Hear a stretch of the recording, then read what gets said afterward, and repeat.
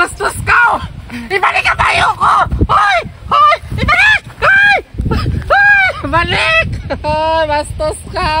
Guys, samahan nyo kaming gagala tayo dito sa Purok 4, Barangay Pasong, Sibalom, Antique. Pupunta nga kami ngayon guys sa tabing ilog kahit sobrang init. Ganito talaga ang mga vlogger, content creator dahil gagawa sila ng content dito sa Barangay Pasong. Itong ilog nga guys ay hindi rin ganun kalayo dahil ilang minuto lang naman ito galing sa kanilang Barangay Plaza. Habang nga kami naglalakad guys, ramdam na ramdam ko na ang sobrang sakit ng init pero sobrang lakas din ng hangin. At dito nga kami pinadaan sa tabing ilog na pwede naman pala kaming dumaan doon sa likod. Shoutout sa'yo Roger Vlogbines, anong ginawa mo sa amin? Pinaikot-ikot mo kami. Oy, charot lang po. At pagdating nga namin dito guys sa puno ng akasya ay nagpahinga lang kami habang nagpapahangin sa malakas na hangin na galing ilog. Kahit ganito lang kasimple dito guys ay sobrang saya naman namin dito. Sana hindi magbago, tulog na. Yan. Dan, dan, dan, dan, dan.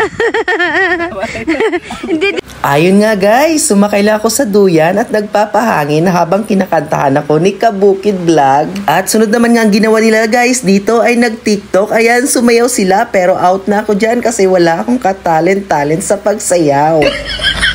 Pasensya na kayo guys dahil napasama ko sa mga baliw ng mga content creator. Oy, charot lang po.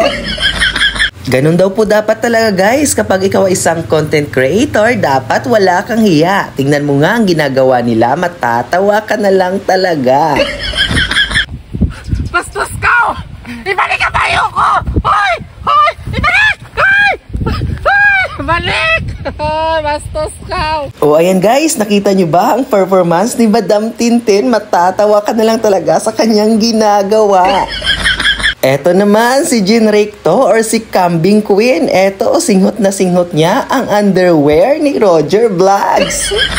Grabe talaga guys dito, sobrang tawang-tawa ako sa mga ginagawa nila dahil hindi ko magagawa ang kanilang ginagawa. At ang tanging ambag ko nga lang dito ay videohan sila at tumawa sa kanilang mga ginagawa. O diba guys, sobrang daming content ang kanilang ginawa dito samantalang ako walang ka-content kundi videohan lang sila. Okay lang yun guys, ang mahalaga masaya kami at masaya sila sa kanilang ginagawa. At pagkatapos nga nila guys gumawa ng content ay nagpabili lang kami ng pagkain kay Roger Vlogbines. At pinagsalu-saluhan na namin dito sa puno ng akasya. Grabe guys, habang bino-voice over ko ito, tuwang-tuwa talaga ako sa mga ginagawa nila. At pagkatapos nga namin magmerienda guys, ay nagdesisyon na rin kaming umuwi. Oh, sige guys, hanggang dito na lang ang aking video. Salamat sa panonood.